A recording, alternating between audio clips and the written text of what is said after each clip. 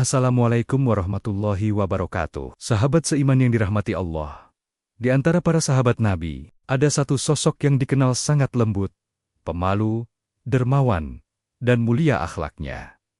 Dialah Utsman bin Affan radhiyallahu anhu. Beliau terkenal dengan julukan Zunnurain, pemilik dua cahaya. Julukan itu diberikan karena beliau menikahi dua putri Rasulullah, Ruqayyah dan setelah itu Ummu Kultsum radhiyallahu anhuma. Bayangkan, bukan hanya menantu Nabi, tapi sampai 2 kali menjadi suami putri Rasulullah. Itu menunjukkan betapa tingginya kedudukan Utsman di sisi Rasulullah Shallallahu Alaihi Wasallam. Utsman bin Affan lahir sekitar tahun 567 Masehi, 6 tahun setelah tahun gajah. Artinya, usia beliau sekitar 6 tahun lebih muda dari Rasulullah. Beliau berasal dari keluarga terpandang di Mekah. Ayahnya bernama Affan bin Abil Ash dari suku Bani Umayyah, seorang saudagar kaya dan pembesar Quraisy. Ibunya bernama Arwa binti Quraisy dari Bani Absyams, juga dari keluarga terhormat. Jadi, dari sisi nasab, harta, dan kedudukan, Utsman sudah lengkap sejak lahir. Namun kemuliaan beliau bukan hanya karena nasab dan kekayaan. Sejak masa jahiliyah, sebelum masuk Islam, akhlak Utsman sudah bersih. Beliau tidak pernah menyembah berhala, beliau tidak pernah meminum khamr, beliau tidak pernah ikut pesta maksiat yang biasa dilakukan pemuda Quraisy. Beliau menjaga kehormatan diri dan keluarganya. Dalam banyak hal, Utsman mirip dengan Abu Bakar Ash-Shiddiq radhiyallahu anhu. Keduanya sama-sama jauh dari kebiasaan kotor jahiliyah sebelum datangnya Islam. Secara fisik, Utsman adalah sosok yang tampan dan menyenangkan dipandang. Tingginya sedang, tidak terlalu tinggi dan tidak pendek. Kulitnya cenderung putih kemerahan, rambutnya lebat, dan janggutnya penuh. Di zaman sekarang, mungkin kalau beliau hidup, akun media sosialnya akan penuh pengikut. Bukan hanya karena tampan, tapi karena akhlaknya yang mulia. Sejak muda, Utsman sudah dikenal sebagai pemuda yang lembut, sopan dan pemalu. Sifat malu inilah yang kelak membuat Rasulullah bersabda bahwa para malaikat pun malu kepada Utsman. Di sisi lain, Utsman juga tumbuh sebagai saudagar yang sangat sukses. Ia mengikuti jejak ayahnya, berdagang ke berbagai negeri. Perjalanan dagangnya sampai ke Syam dan wilayah Habasyah. Karena sering keluar kota, jaringan bisnisnya luas dan relasinya banyak. Allah bukakan pintu rezeki untuknya. Harta Utsman berkembang pesat, kafilah dagangnya dikenal di mana-mana. Namun kekayaan itu tidak membuatnya sombong atau lalai. Ia tetap menjaga akhlak, tetap lembut, tetap pemalu, dan tidak sombong di tengah masyarakat Quraisy. Di tengah Bani Umayyah yang keras dan ambisius, Utsman justru menjadi sosok yang tenang dan lembut. Sebagian orang Quraisy memandangnya sebagai calon pemimpin. Namun di saat yang sama, sebagian yang lain menganggap sifat lembutnya sebagai kelemahan. Utsman tidak mengejar jabatan di kaumnya. Ia lebih memilih fokus berdagang dan menjaga kehormatan dirinya. Hidupnya berjalan seperti itu hingga sebuah peristiwa besar mengubah seluruh jalan hidupnya. Peristiwa itu adalah kabar tentang diutusnya seorang nabi terakhir dari kaumnya sendiri. Dan sejak saat itu, hidup Utsman bin Affan tidak lagi sama. Suatu waktu, Utsman bersiap berangkat berdagang ke Syam. Seperti biasa, ia menyiapkan kafilah dengan penuh perhitungan. Dikisahkan, ia mengajak sahabatnya, Abu Bakar Ash-Shiddiq, untuk ikut dalam perjalanan dagang tersebut. Abu Bakar saat itu sudah dikenal sebagai sosok yang cerdas, jujur, dan disegani Quraisy. Namun, sebelum perjalanan itu berjalan jauh, Allah takdirkan sesuatu terjadi pada Utsman. Dalam perjalanan dan persinggahan, ia mendengar kabar-kabar dari pendeta Yahudi dan Nasrani. Mereka berbicara tentang akan datangnya seorang nabi terakhir dari bangsa Arab. Nabi yang akan membawa kebenaran dan petunjuk untuk seluruh umat manusia. Kabar-kabar itu menancap di hati Utsman. Ia mulai gelisah dan berpikir, apakah mungkin nabi itu sudah dekat masanya diutus? Apakah mungkin nabi itu berasal dari kaumnya sendiri di Mekah? Kegelisahan itu membuat Utsman memutuskan untuk kembali ke Mekah lebih cepat. Ia menyerahkan urusan dagang kepada pembantunya untuk dilanjutkan ke Syam. Engkau teruskan perjalanan dan jual barang-barang ini di Syam. Jika sudah selesai, kembalilah.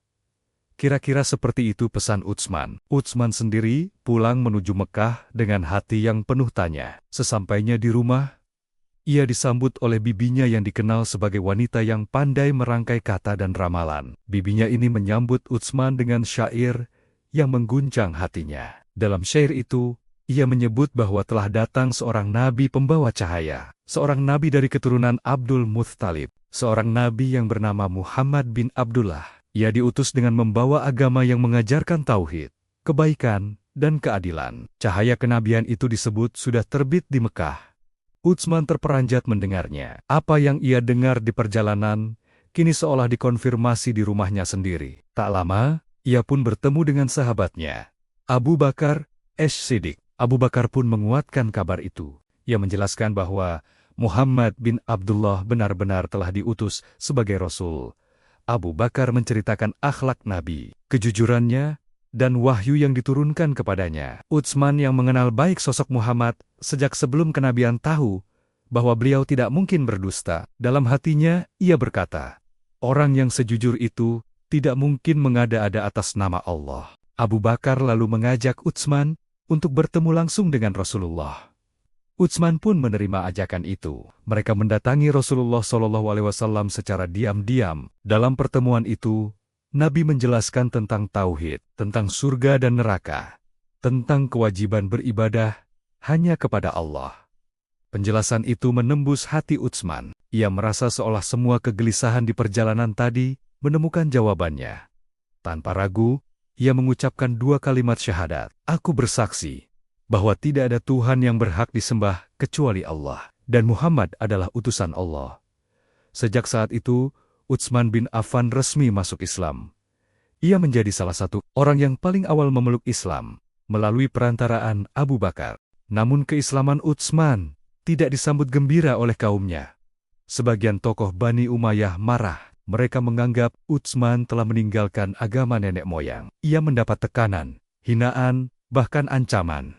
Meski demikian, Utsman tetap tegar. Keimanan yang baru bersemi itu justru semakin menguat di tengah tekanan. Pada saat yang sama, Allah bukakan untuknya pintu kemuliaan lain. Putri Rasulullah, Ruqayyah, diceraikan oleh suaminya, putra Abu Lahab. Setelah dakwah Nabi mulai terang-terangan, Abu Lahab ingin mempermalukan Rasulullah dengan menceraikan putri-putrinya. Namun Allah justru memuliakan mereka. Utsman datang melamar Ruqayyah lewat perantaraan Abu Bakar. Rasulullah menyetujui pernikahan itu, maka Utsman pun menikah dengan Ruqayyah binti Rasulullah. Sejak itu, beliau menjadi menantu Nabi. Rumah tangga Utsman dan Ruqayyah berjalan dengan penuh cinta dan ketaatan kepada Allah. Namun, ujian bagi kaum muslimin di Mekah semakin berat. Penyiksaan, pemboikotan, dan tekanan semakin menjadi. Untuk menyelamatkan iman para sahabat, Rasulullah mengizinkan mereka hijrah ke Habasyah. Utsman dan Ruqayyah termasuk di antara rombongan pertama yang hijrah. Mereka meninggalkan rumah, harta dan kemewahan di Mekah demi menyelamatkan agama. Setelah beberapa waktu, mereka kembali ke Mekah, lalu hijrah lagi ke Madinah bersama kaum muslimin. Saat hijrah ke Madinah, sebagian besar harta Utsman di Mekah telah dikuasai dan diambil oleh kerabat yang membencinya. Namun di Madinah, Allah kembalikan untuknya rezeki yang jauh lebih besar. Ia memulai bisnisnya dari awal, dibantu oleh persaudaraan sesama muslim. Dengan kerja keras, kejujuran dan keberkahan dari Allah, bisnisnya kembali berkembang. Namun kali ini, hartanya bukan lagi menjadi kebanggaan duniawi semata. Hartanya berubah menjadi senjata di jalan Allah. Dan disinilah, sahabat seiman, kita mulai melihat sisi lain dari Utsman bin Affan. Kedermawanan yang hampir tak tertandingi. Setelah menetap di Madinah, Utsman bin Affan dikenal bukan hanya sebagai saudagar kaya. Beliau dikenal sebagai pahlawan sedekah. Salah satu kisah paling terkenal adalah ketika kaum muslimin kesulitan air di Madinah. Di Madinah waktu itu ada sebuah sumur milik seorang Yahudi, dikenal sebagai Sumur Raumah. Airnya jernih dan melimpah. Kaum muslimin sangat membutuhkannya. Namun pemiliknya menjual air itu dengan harga yang sangat mahal. Orang miskin sulit menjangkaunya. Rasulullah SAW lalu menganjurkan para sahabat untuk membeli sumur itu dan menjadikannya wakaf bagi kaum muslimin. Utsman pun berdiri menyanggupi. Ia mendatangi pemilik sumur dan menawar sumur tersebut. Pemilik Yahudi tidak mau menjual dengan murah. Bahkan harga yang ia minta sangat tinggi. Setelah negosiasi panjang, Yahudi itu bersedia menjual separuh hak sumurnya. Artinya, sehari untuk Utsman kaum muslimin, sehari untuk si Yahudi. Utsman menerima kesepakatan itu dan membayar dengan jumlah yang besar. Kaum muslimin pun bebas mengambil air pada hari bagian Utsman tanpa bayar. Karena orang-orang kini lebih memilih mengisi air di hari milik Utsman, pemasukan si Yahudi berkurang. Akhirnya, pemilik Yahudi itu menawarkan sisa kepemilikan sumur untuk dijual sepenuhnya. Utsman kembali membeli bagian itu dengan harga yang besar. Lalu ia mewakafkan sumur tersebut sepenuhnya untuk kaum muslimin. Sejak itu, sumur Raumah menjadi salah satu wakaf abadi Utsman bin Affan. Kisah lainnya adalah ketika persiapan perang Tabuk.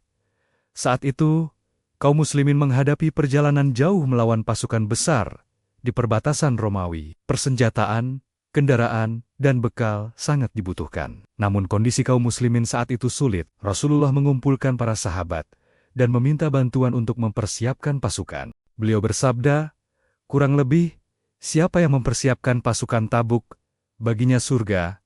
Utsman bin Affan bangkit. Beliau pertama menyumbang ratusan unta lengkap dengan pelana dan perbekalan.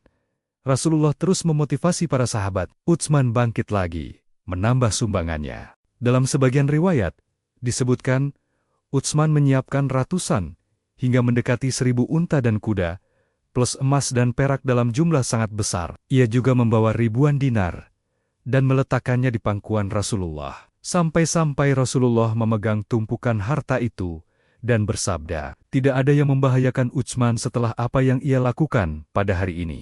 Ini adalah pujian luar biasa dari lisan manusia paling mulia. Seakan-akan, seluruh infak besar Utsman pada hari itu menjadi saksi kebaikannya hingga akhir hayat. Selain sedekah besar dalam jihad, Utsman juga banyak membantu kaum muslimin dalam hal-hal lain.